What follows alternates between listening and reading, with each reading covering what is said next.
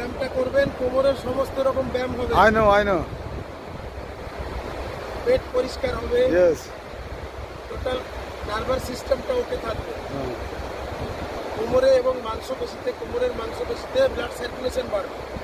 এবার এই যে যাদের ভুঁড়ি আছে, 1 2 3 4 5 6 7 8 9 10 এরকম। আবার এই এই এই এই প্রতিদিন রোজ সকালে সমুদ্রের পাড়ে এসে এরকম করতে পারলে শরীরে রোগই থাকবে না। তারপরে জাম্প করুন, ওরে আমাদের পাড়া। এই যে আমি তো সপ্তাহে রবিবার করে সমুদ্রে চলে আসি, যত কাজ থাক উইকেন্ড এরকম করতে হবে। এই যে চলুন 100 বার, 100 বার। আবার একটু জাম্পিং করুন, এরকম 100 বার করে করবে।